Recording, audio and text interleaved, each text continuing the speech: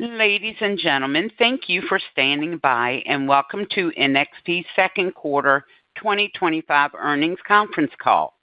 At this time, all participants are in a listen-only mode. After the speaker's presentation, there will be a question-and-answer session. To ask a question during this session, you would need to press star 11 on your telephone. You will then hear an automated message advising your hand is raised. And to withdraw your question, please press star 11 again. Please be advised that today's conference is being recorded. I would like now to turn the conference over to your first speaker, Jeff Palmer, Senior Vice President of Investor Relations. Please go ahead. Thank you, Michelle, and good morning, everyone. Thank you for joining our call today. With me on the call is Kurt Sievers, NXP's CEO, Rafael Sotomayor, NXP's President, and Bill Betz, our CFO. The call today is being recorded and will be available for replay from our corporate website. Today's call will include forward-looking statements that involve risks and uncertainties that could cause NXP's results to differ materially from management's current expectations. These risks and uncertainties include, but are not limited to, statements regarding the macroeconomic impact on the specific end markets in which we operate, the sale of new and existing products, and our expectations for the financial results for the third quarter of 2025. NXP undertakes no obligation to revise or update publicly any forward-looking statements. For a full disclosure on forward-looking statements, please refer to our press release. Additionally, we will refer to certain non-GAAP financial measures which are driven primarily by discrete events that management does not consider to be directly related to NXP's underlying core operating performance. Pursuant to Regulation G, NXP has provided reconciliations of the non-GAAP financial measures to the most directly comparable GAAP measures in our second quarter 2025 earnings press release, which will be furnished to the SEC on Form 8-K and is available on NXP's website in the Investor Relations section. Now I'd like to turn the call over to Kurt. Thank you, Jeff, and good morning, everyone. We appreciate you joining our call today. I will review our quarter two performance, and then I will discuss our guidance for the third quarter. Beginning with Q2, our revenue was $26 million better than the midpoint of our guidance. The revenue trends in all our focus end markets were above expectations, reflective of increasingly positive cyclical trends. Taken together, NXP delivered quarter two revenue of $2.93 billion, a decrease of 6% year-on-year. Non-GAAP operating margin in quarter two was 32%, 230 basis points below the year-ago period, and 20 basis points above the midpoint of our guidance. Year-on-year performance was a result of the lower revenue and the related gross profit fall-through, partially offset by $40 million lower operating expenses. From a channel perspective, distribution inventory was consistent with our guidance of 9 weeks, while still below our long-term target of 11 weeks. And during the quarter, we did not experience any material customer order pull-ins or push-outs, which could be associated with tariffs. From a direct sales perspective, we continue to support Western Tier 1 automotive customers with their desire to digest on-hand inventory. However, we do believe that for the most part, the Tier 1 are either approaching or already at normalized inventory levels. Now, let me turn to our expectations for the third quarter. Our guidance for the third quarter reflects the combination of an emerging cyclical improvement in NXP's core end markets and the performance of our company-specific growth drivers. We are guiding quarter three revenue to $3.15 billion, down 3% versus the third quarter of 2024, and up 8% sequentially, a return to better than historic seasonal trends. At the midpoint, we expect the following trends in our business during quarter three. Automotive is expected to be flat versus quarter three 2024 and up in the mid-single-digit % range versus quarter two 2025. Industrial and IoT is expected to be up in the mid-single-digit range year-on-year and up in the high single-digit range versus quarter 2 2025. Mobile is expected to be up in the low single-digit % range year-on-year and up in the mid-20% range on a sequential basis. And finally, communication, infrastructure, and other is expected to be down in the upper 20% range versus quarter 3 2024 and flat versus quarter 2 2025. Our guidance assumes channel inventory will remain at 9 weeks. However, if the cyclical recovery continues, we may stage additional product at our distribution partners to be competitive, and hence we may selectively increase the inventory in the channel. With respect to direct sales, our automotive outlook assumes that we will come closer to shipping to natural end demand. In industrial and IoT, which is primarily served through distribution, we see globally a broad-based recovery across both core industrial and consumer IoT. So in summary, NXP's second quarter results and guidance for the third quarter reflect an increasingly positive view that a new upcycle is beginning to materialize. This is based on several signals we track regularly. These include continually growing customer backlog levels placed with our distribution partners, improved order signals from our direct customers, increased short-cycle orders, and increasing product shortages leading to customer escalations. At the same time, the tariff environment continues to create a level of uncertainty in the long-term planning of our customers. And yet, as of today, the direct impact of the current tariffs is immaterial to NXP's financials. So looking ahead, we will continue to manage what is in our direct control to drive solid profitability and earnings. This includes strengthening our competitive portfolio by leveraging the recently closed acquisition of TTTech Auto, as well as the addition of Kinara and Aviva Links, which are still pending regulatory approval.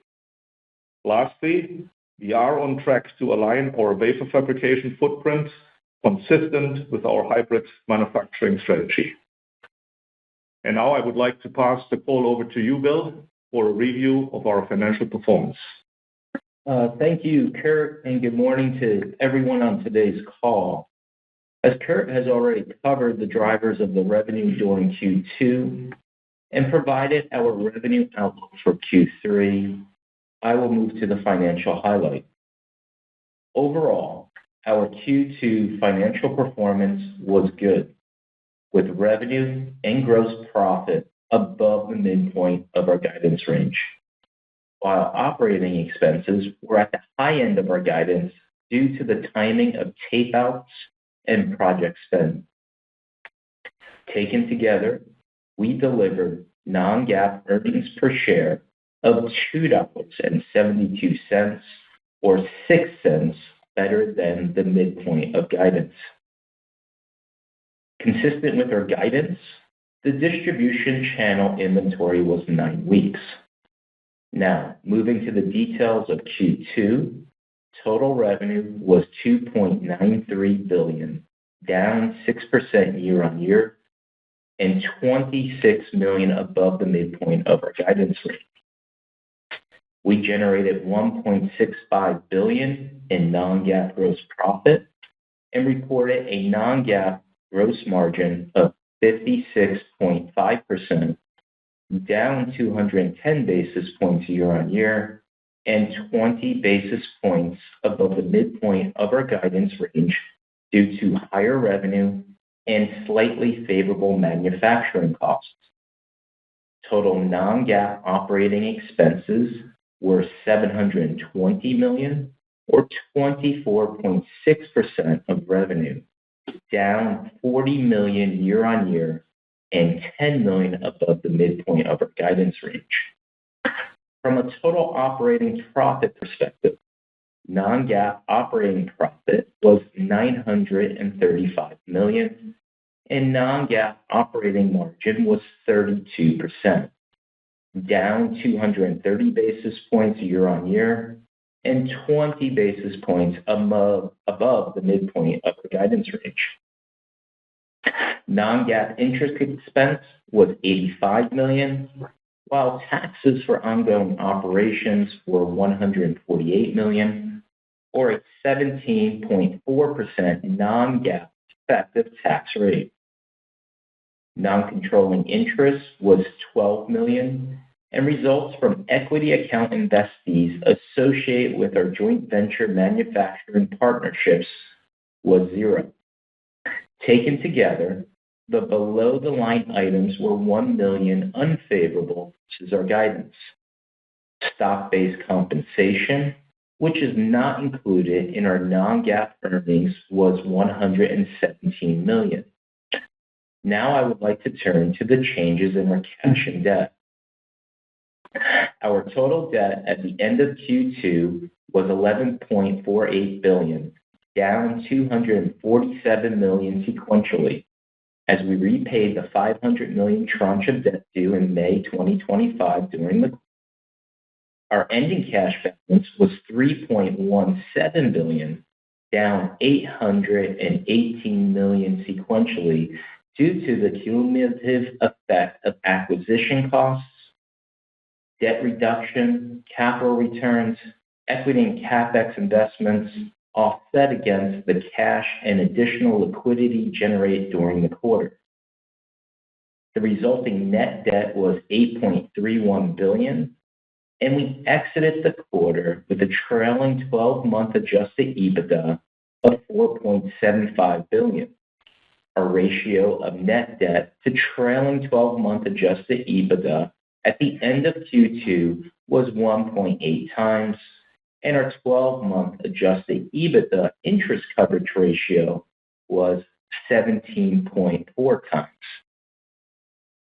During Q2, we paid $257 million in cash dividends and repurchased $204 million of our shares.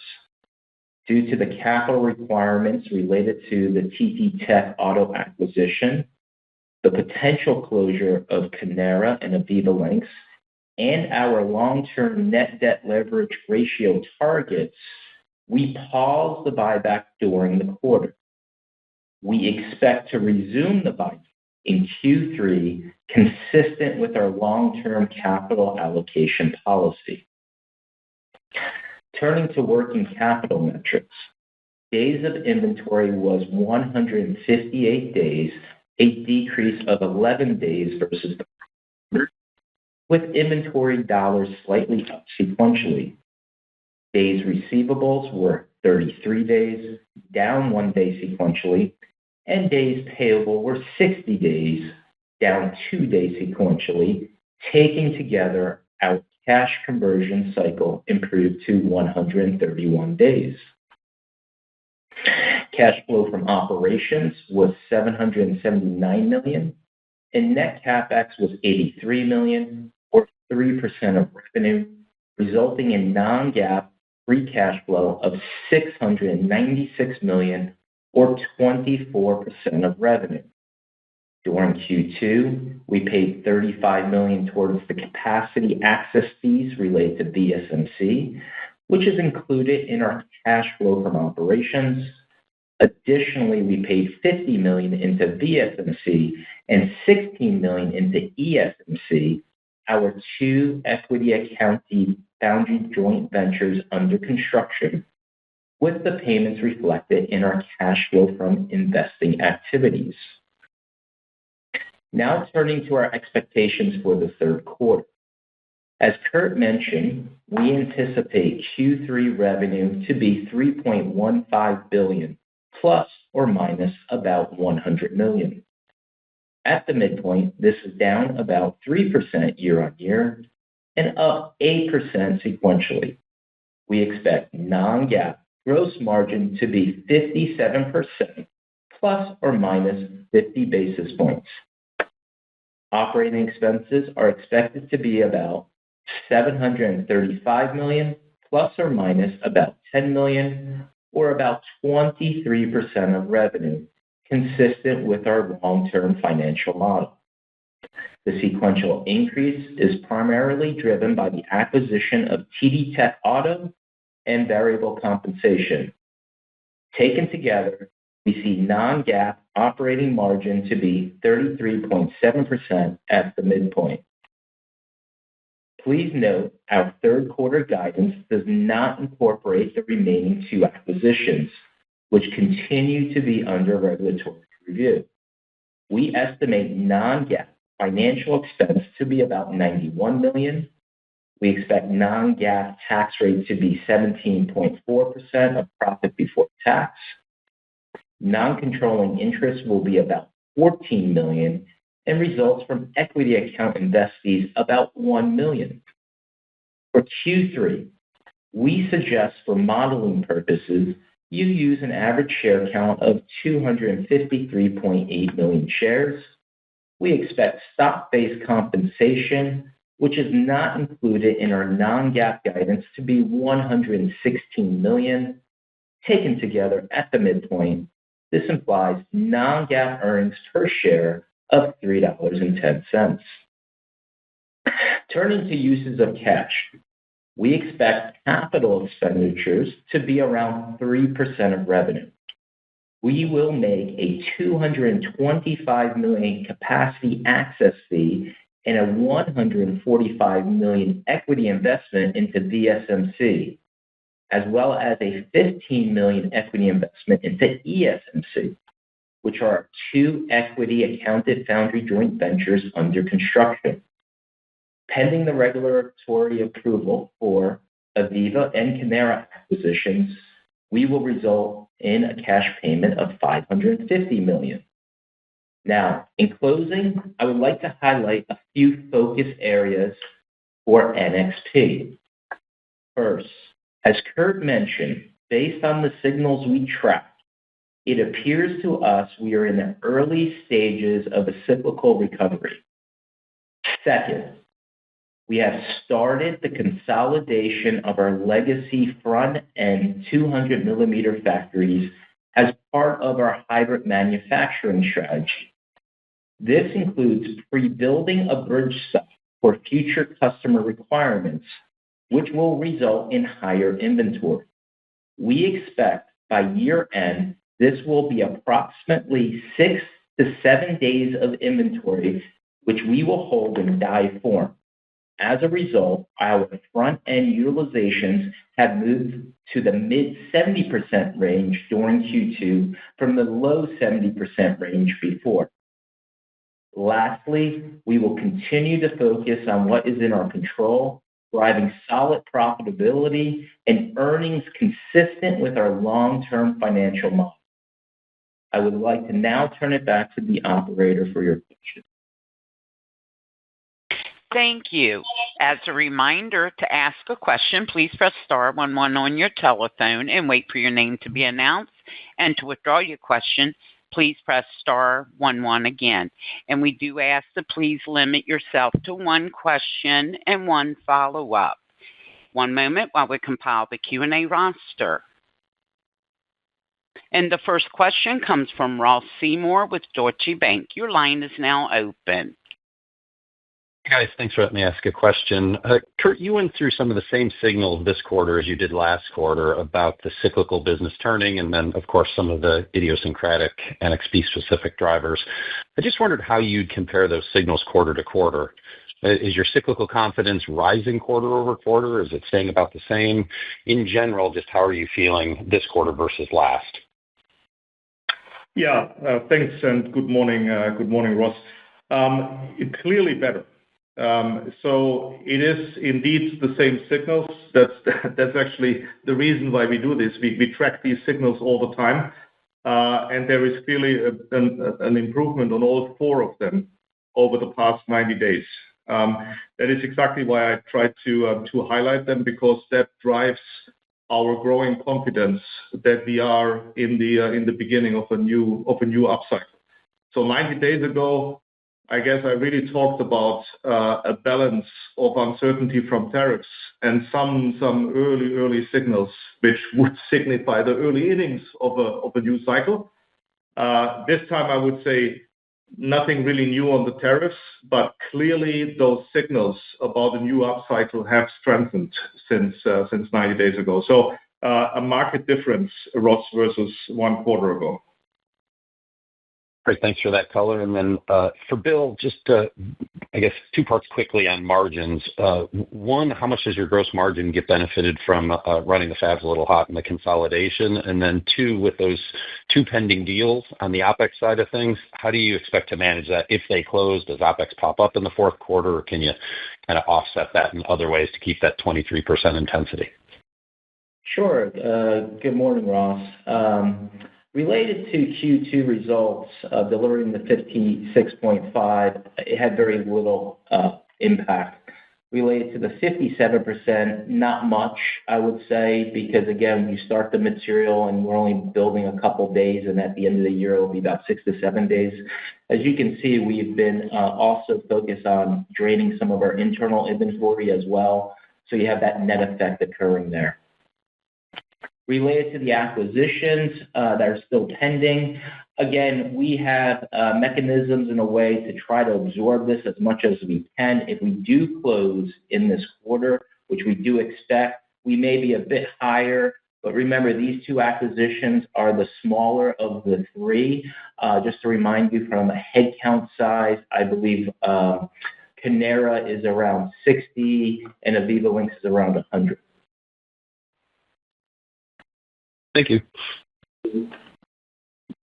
And our next question will come from Vivek Arya with Bank of America Securities. Your line is open. Thank you for taking my question. Kurt, I heard on the call the suggestion that you're in early stages of a cyclical recovery. So if we apply that to the automotive segment, Q2 sales flattish year on year. I think Q3 you're also indicating to be flattish year on year. And that seems to be a somewhat more conservative tone that we hear from some of your analog peers who are more optimistic. Right, they're seeing the year on year sales increase, especially in China. So how would you contrast the pace of recovery you are seeing in automotive versus your peers? And when do you expect your automotive sales to start growing year on year? Can that happen in Q4? Good morning, Vivek. Yeah, well, I can't really contrast to our peers because I think we are the first one to have earnings. So I wouldn't really know what they have to say this quarter. We will probably all of us learn a little later. Now, I still fully understand your question, and I would reformat this a little. Our automotive business is accelerating massively from the second into the third quarter when you think about the sequential growth. So we just gave you actuals of the second quarter, which were 3% up quarter on quarter. And for the first time in a long time, by the way, flat year on year, as you rightfully said. And we said now mid-single digit up into the third quarter. So that is doubling in terms of sequential growth, Vivek. So therefore, I'd say there is a clear difference. Furthermore, the underlying inventory burn, which has held us back for quite a while, that is actually what is moderating or eventually going away through the quarter. So that was the tier 1 inventories in the Western world, which we've talked about many quarters, where we had to follow their desire to bring down their internal inventory quite materially. It appears that this is coming to an end through this upcoming quarter.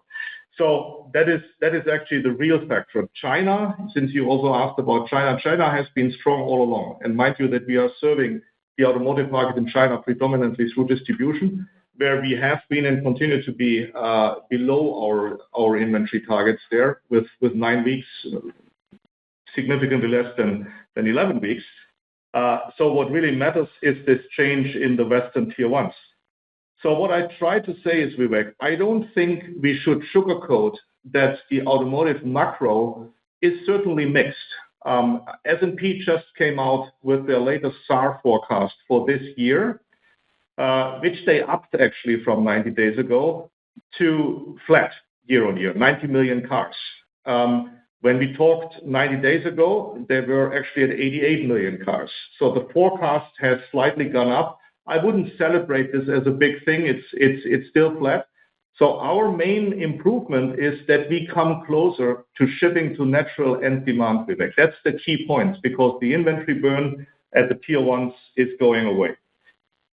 So that's how I would frame the automotive environment at this stage.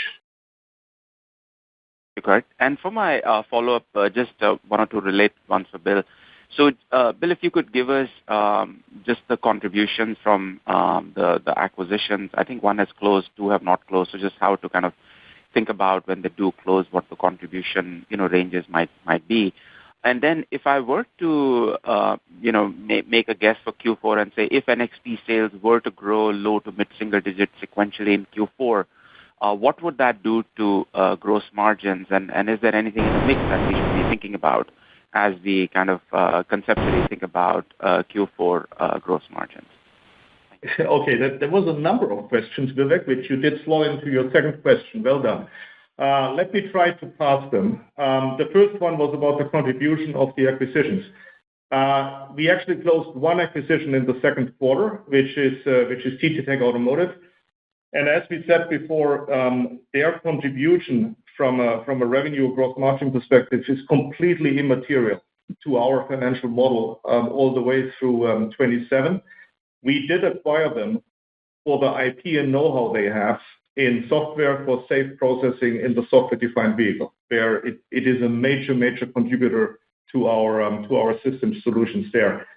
On the OpEx side, we do have to digest OpEx from them, and I think Bill talked about this in the prior quarters, both quarters before, that we do create space with our existing OpEx by actually deprioritizing less strategic parts in our portfolio in order to have enough room to swallow TTTech Auto's OpEx.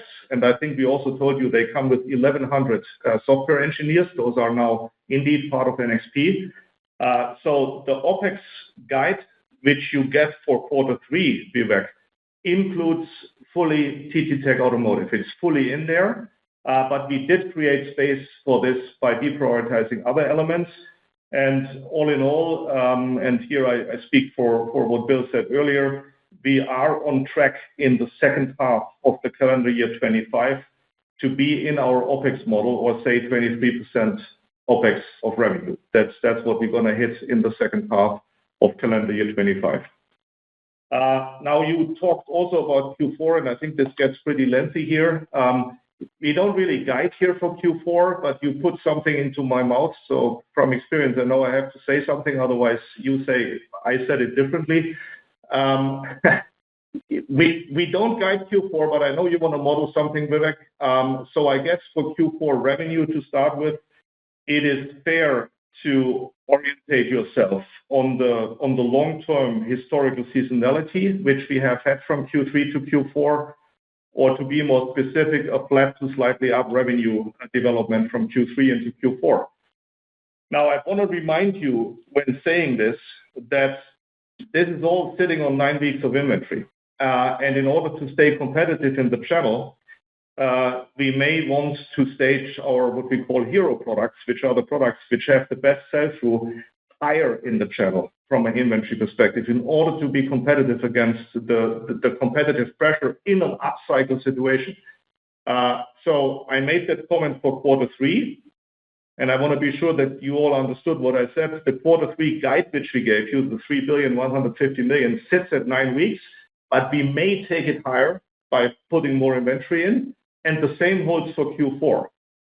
And that would be, of course, over and above this historic seasonality of flat to slightly up, which I talked about earlier. And now the last part of your question was about the impact on gross margin, and that I give to you, Bill. Sure. Q3 would relate to gross margin. The way to think about this, the 57% guide assumes that we stay in the mid-70s from a utilization standpoint, because at the same time we're lowering inventory, but we started to bridge and build up a couple of days of our inventory as well. Now, for Q4, we are not guiding it. However, I would continue at this time to model front-end utilization in the mid-70s based on what Kurt just said, the normal revenue seasonality of flattish to slightly up. unless we see stronger business signals and conditions, which we may want to increase this then up to the upper 70s. We haven't made that decision yet. It's something that we will monitor very carefully and explore from now until next earnings period. And then again, beyond 2025, I know you didn't ask, but I'm sure somebody will ask. Without providing direct guidance, I'll just refer to what I said last quarter and what we shared during Analyst Day as a good rule of thumb. For every $1 billion in incremental revenue, we should see about 100 basis points of incremental margin on a full year basis. So at $12 billion, revenue should be around the 57%, 13 at 58, 14, 59%, and so on. Now, of course, there's timing elements and other levers that we may get us above or below these levels given any quarter, hence why we give plus or minus 50 basis points on a quarterly basis. Now, remember, these other levers include front-end utilizations back to the 85% level or even above, mix, refilling our channel target of 11 weeks, ramp of those new products, improved costs, normal annual low single-digit ASPs, and eventually think about post-2027 reducing our fixed costs with our consolidation efforts, part of our hybrid manufacturing strategy. So a lot going on, but we have the levers in place and we feel very confident in delivering our long-term model range of 57 to 63. And our next question will come from Francois Bouvignies with UBS. Your line is open. Thank you very much. I just have a follow-up on your channel inventory. So you said, Kurt, that you expect to sit at 9 weeks. Your guidance is based on 9 weeks, and you may increase it either in Q3 and Q4, if I recall correctly. What are you waiting for exactly, to increase? I mean, what are the signs that you would make the decisions, and why you don't do it right now? So what are the moving parts that would make it increase to higher levels? That would be my first question.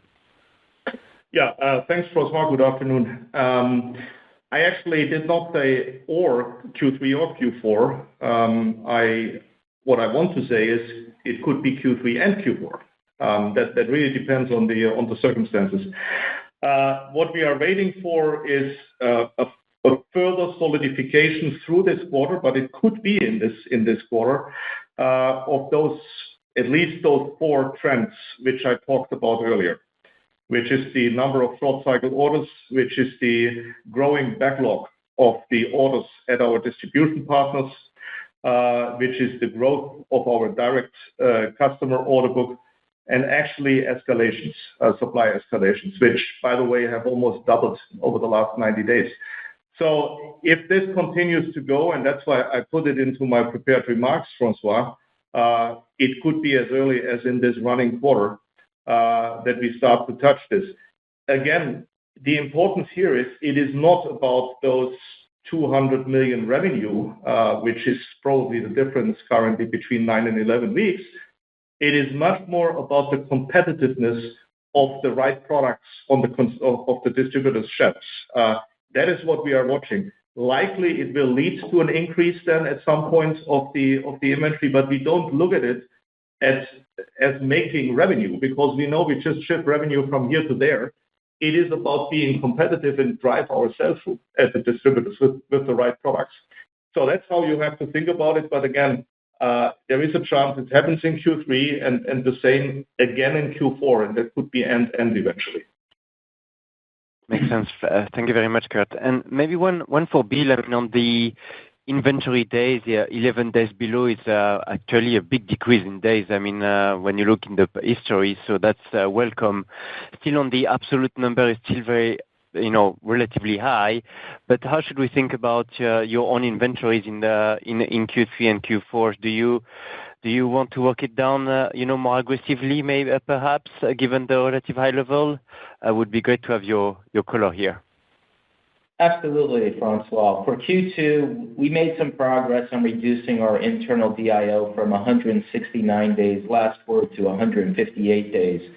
Now, approximately 5 days are linked to a future asset for sale, and the remaining is linked to reducing our inventory levels from a days perspective.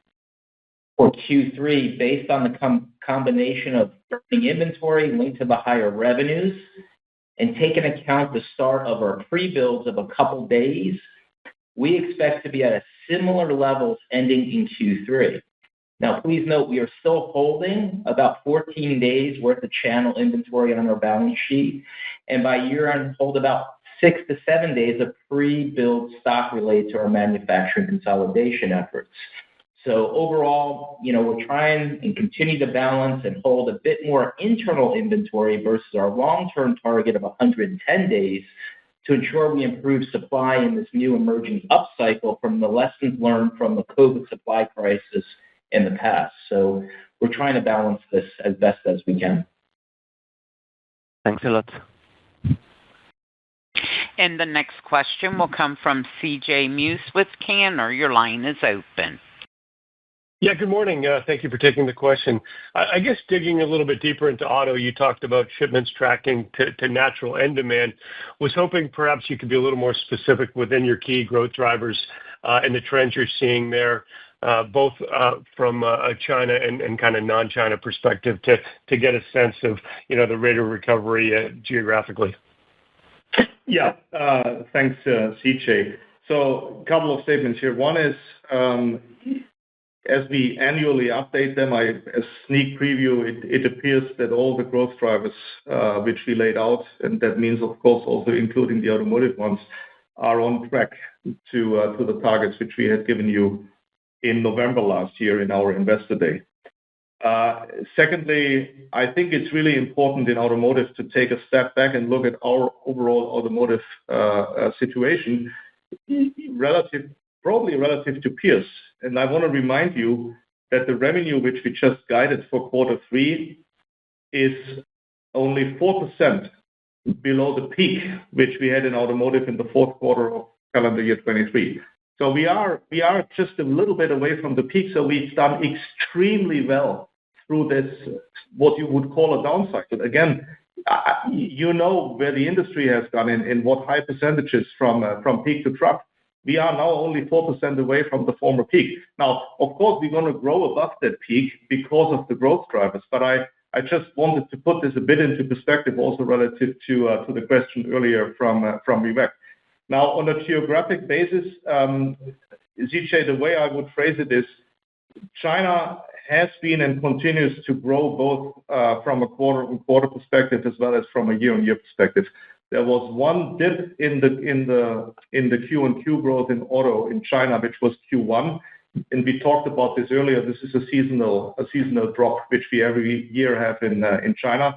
It did grow very nicely into the second quarter, and so it will into the third quarter. The same is true for Japan and Asia Pacific. What for us is the change, which is significant and which really makes a difference to us, and that also drives the higher sequential growth for the total auto segment, is that the inventory burn with the tier ones, and that is especially in Europe and to a lesser extent in the US, is starting to go away. Which means through this quarter, we think we will start versus the second half of the quarter, maybe versus the end of the quarter, we will start to ship to end demand. And that makes a real difference because we get then growth without the macro would need to improve. So we don't need improvement from the macro for us to grow. And we also don't need restocking at customers. That growth comes alone from the moderation of the inventory burn at these tier one customers. And that's the biggest dynamic which we currently have, CJ. Very, very helpful. And I guess a follow-up question for you, Bill. You spoke earlier to Vivek around the key drivers to gross margins. Was hoping, perhaps you could speak to maybe the near term, the next 6 to 9 months, within the kind of structure of 57 to 63% target model. Would you highlight, any particular drivers, outside of utilization and mix that could impact trends there, or no?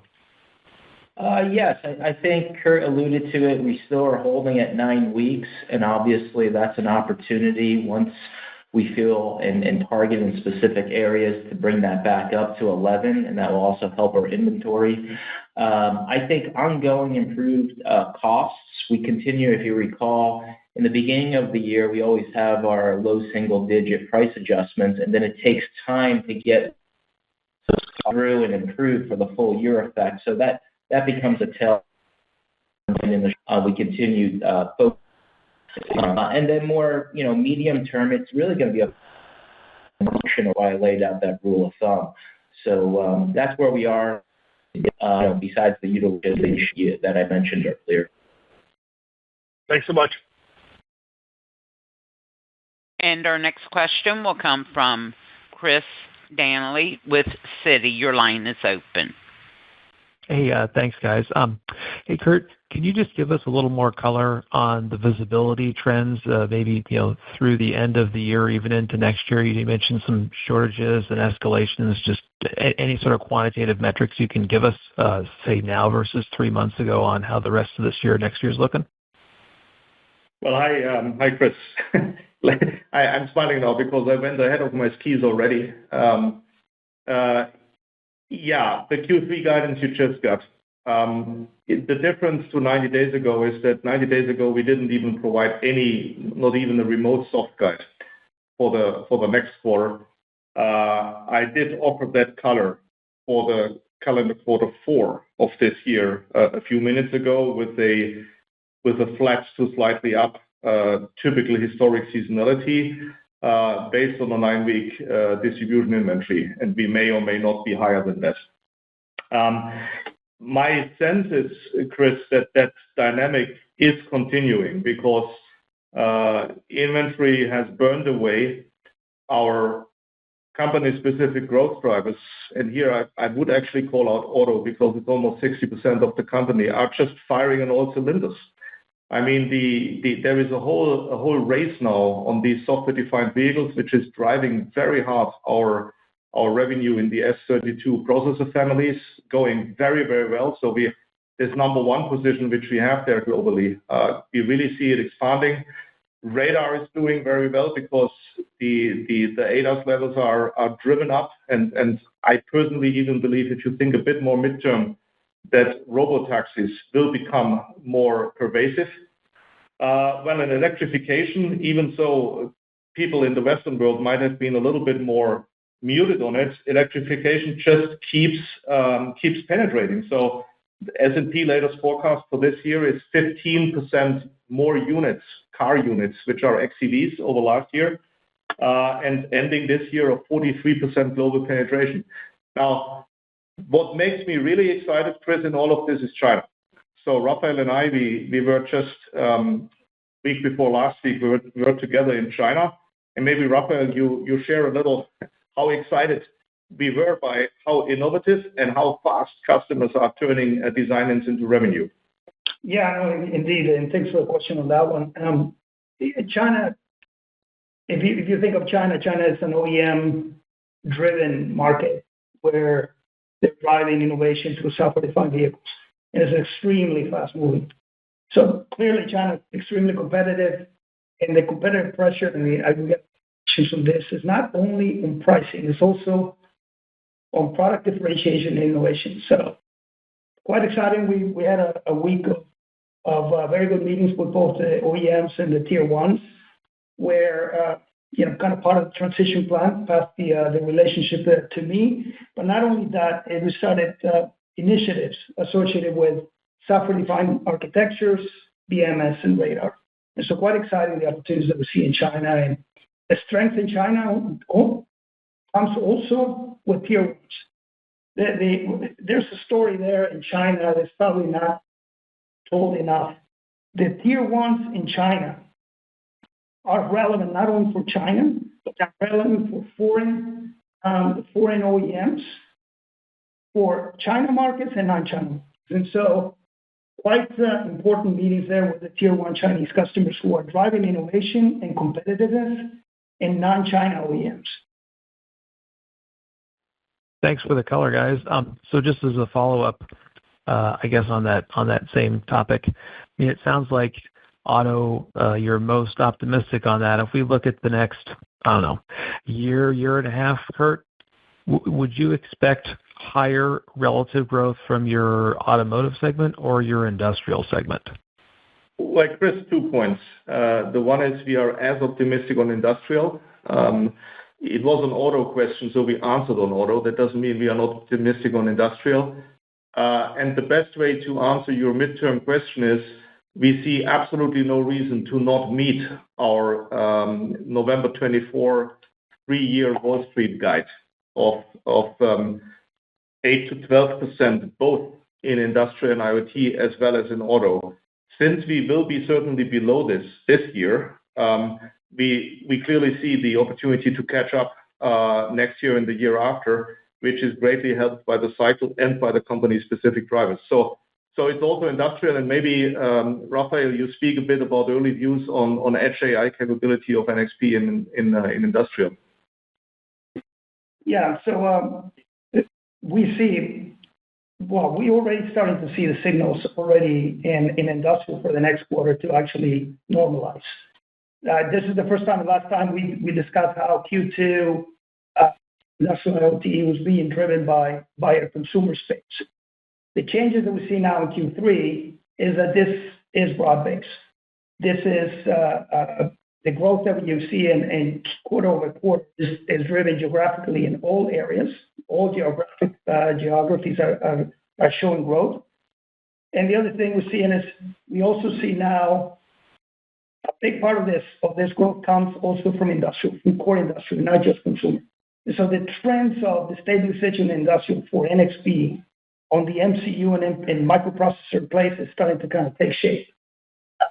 And now we're starting to get engagements for next year on higher performance, higher AI capabilities with our tier one. So the thesis of our industrial growth of 8 to 12% that contributes to 8 to 12% are still very much in play and continues. Thanks a lot, guys. That's very helpful. And our next question will come from Thomas O'Malley with Barclays. Your line is open. Hi, guys. Thanks for taking the question. If I look at last quarter and this quarter, obviously one of the major changes is your confidence that you could actually up some of the weeks of disti inventory, and you're still kind of waiting mid-quarter here, and you kind of addressed that already. But you made the remark 9 weeks to 11 weeks. Is 11 weeks the maximum that you guys would channel refill in this period of time, or is there any circumstance in which you would go a little bit higher than that? Just walk me through why it would be 11 weeks. Is that just kind of the stated goal long term, or what would change to make you maybe go a little bit higher than that, given that you guys are clearly seeing a recovery? Yeah, Tom, it's a stated long-term goal, which we actually about the same size we had before the whole COVID and supply crisis. We completely relooked at it, reassessed it by the mix of the pieces which are in there, and not by top-down decision, but by bottom-up assessment. We arrived again at 11 weeks being a reasonable target across our different segments. Tom, the reality is once we are there, I think we also want to stop speaking about this at the time, because we got almost paranoid about this, which we did because we were probably the only ones to hold our channel inventory very much under control through this cycle, which has served us extremely well. But yeah, we want to go back to normal. The definition of normal for us is 11 weeks, and then we just continue on a much more regular basis. But yeah, maybe it jumps a day to 12 and jumps down to 10 again, but the target, the stated long-term target, is indeed 11 weeks. I would almost go that far, and I think we had it even on a slide there in our Wall Street model, which we provided last November. The 11 weeks was actually an element of the forecast. So we said this forecast is valid with the 11 weeks inventory on the long run. Helpful, Kurt. And then obviously you gave us a little sneak peek into Q4, so I can't help but pick a little bit there too. But you're saying flat to slightly up. If you look at normal seasonality for your segments kind of into the December quarter, at least over the past 7-8 years, it looks like auto is up low single digits, industrial is actually up a bit more robustly in the fourth quarter. If you're to plug that in, you kind of get greater than 20% growth in the industrial business. You're clearly pointing to some strength there, but any differences that we should be thinking about in the recovery between auto and industrial as the year closes? Or would you say the contributing factors to that flat to slightly up are relatively in line with what you've seen historically? Tom, that's a stretch too far. Clearly no segment guidance to Q4. What I did say, the flat to slightly up, is indeed just mathematically our, 9-year or so average historical seasonality across the entire company. And that's what we give for Q4, and it stays there. So I'm sorry, but we really can't go to a segment level at this stage.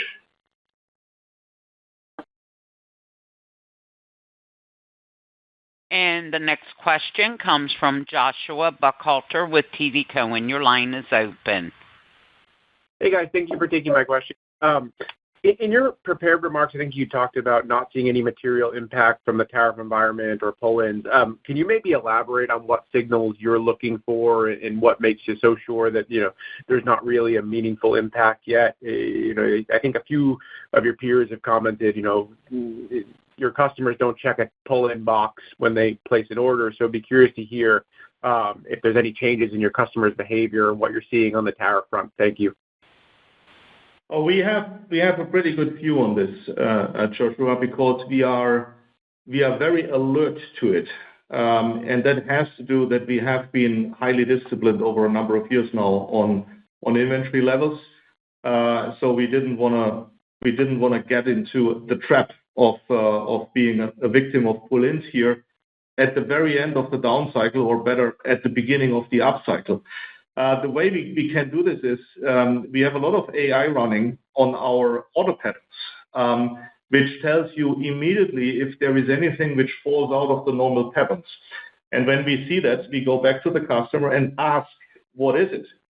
And if there is a clear plea for this is a wish for a pull-in relative to tariffs, we typically don't support it, because that is exactly what we want to avoid.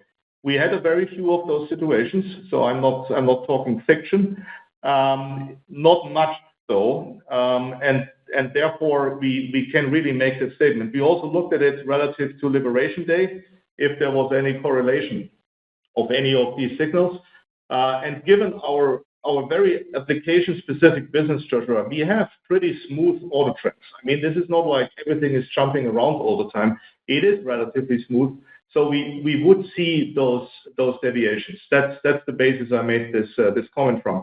My comment, to be very clear here, was a firm comment for the past second quarter. So the numbers which we gave you had no pull-ins or push-outs. And the comment also holds for what we can see from today's perspective for the third calendar quarter. Now, I don't know yet what the rest of the quarter is going to be in the end, but it doesn't appear at this stage that any of this would happen.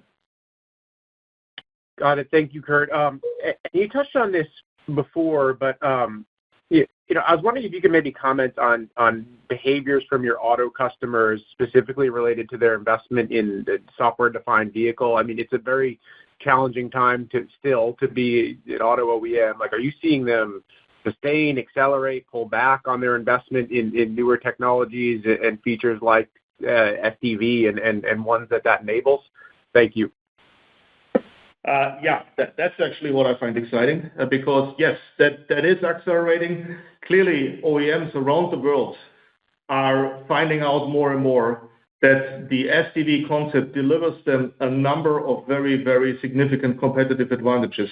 One is really consumer value, because the car just doesn't age in the hands of the consumer, which is a significant advantage. But it also makes their designs more versatile and cheaper.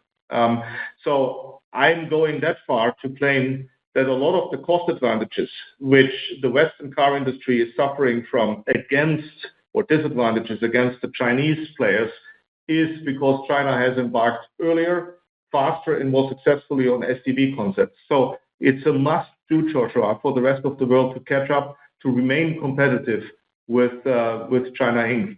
So clearly an acceleration. And I know that sounds orthogonal to the tariff pressures and other turmoil this industry is in, but they all know this is the way to move forward. It's almost like electrification of drivetrains, and people know how to do it. It's now like how to reach the consumer with it. The next big thing is SDDs, and the next big thing in that is NXP. I mean, we are with our S32 family and our Ethernet connectivity with it, and now TTTech Auto software. We are just far away from everybody. Got it. Thank you. And Kurt, if this is indeed your last earnings call, thank you for all the help over the years. Thanks, Joshua. Thank you. And our next question will come from Stacy Rasgon with Bernstein Research. Your line is open. Hi, guys. Thanks for taking my question.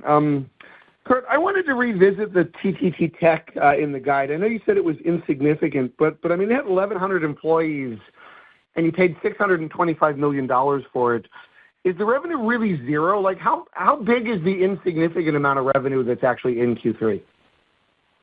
It is insignificant, Stacy, because we don't want them to do what they used to do to an extent. We need that competence they have and that know-how in a sector which they know, but really going more from maybe a service model to becoming an integral element of what we do for the SDV. That's why this is also changing to what it might have been in the past, Stacy. Okay, so it's like what, single-digit millions, or is it double-digit? Like, just help me size it. How big is it? We don't give a number for it, Stacy, but it is really completely insignificant and immaterial to NXP's financials. On the revenue/gross margin as a consequence side, it is not insignificant at all from the OpEx side, which I called out, because those 1,100 engineers, we of course want to have them, we pay them, so they are on the payroll. So that's really where the impact is. Got it. Okay, so there's a business model change, is what you're saying. Okay, I understand. Absolutely, Stacy. Yeah. Thank you. For my follow-up, I wanted to take a little bit on Q4. So it does sound like I get it. The guidance doesn't include filling the channel, but it's certainly on the table. And you sort of gave a number for kind of typical seasonality for Q4. Are there plausible scenarios where you could be above seasonal in Q4 without filling up the channel further than it is right now? Stacy, we don't guide Q4 at all. I'm not asking you to guide it. No, but you asked me if I could give you direction today, if we can be above seasonality. I mean, that's your question. And what I'm asking is, do you need to fill the channel to be above seasonal, is what I'm asking. No. That is fine. That is fine with 9 weeks. However, the sell-through trends, Stacy, are very dynamic to the positive side. And that's why I made that comment even for quarter 3, Stacy. I mean, you asked for quarter 4. Honestly, I think the more burning question is for quarter 3, because already there the dynamic is such that we might selectively put it a little higher. Now, if that all continues the way it actually in all the past cycles has continued, of course the dynamic holds or accelerates even into Q4. I mean, even there, I wonder a little bit. We've had negative pre-announcements from auto OEMs, and the end demand environment for auto doesn't seem fantastic. So it's just a normalization of inventory, or like what? I absolutely know what you speak about. There were a few less overwhelming announcements very recently. But I think we have to look at the total market, Stacy, and I told you that S&P just upped their car forecast for this year from 88 million to 90 million. It's only 2 million cars, and I would also clearly not say it's not the SAR which is driving us, but it's not going backwards. It's actually improving a little, and our growth comes from content increase thanks to our radar electrification S32, and it comes, and that's really important, it comes from a moderation or even cease of the inventory burn at the tier ones in the Western world, which has been a big headwind over I'd say 8 quarters now. And if that goes away, we just start to ship to natural end demand, which is growth, Stacy. I mean, there's not much we have to do. It's just the inventory burn goes away at the tier ones, and we already grow. Got it. No, that's helpful. Hey, I apologize if I sound like a harpy. Thank you very much. No, that's all right, Stacy. And I think we are at time. So I want to thank you all for the attention, and I trust you got a feel that we have quite a change from 90 days ago relative to the sentiment on the upcycle, which starts to be clearly broad-based in industrial and IoT across geographies, across consumer IoT and core industrial, and across direct and distribution channels. So it can't be broader than this. And also auto, which was actually the best segment, if you will, in the second quarter, because it was already flat year-on-year, is accelerating from a sequential perspective. But what excites us in auto is the design win traction on the one hand, and the fact that this damned inventory burn at the tier ones starts to go away. Having said that, thank you very much all, and speak to you in the individual calls. Thank you. Bye-bye. Thank you. This concludes today's conference call. Thank you for your participation. You may now disconnect.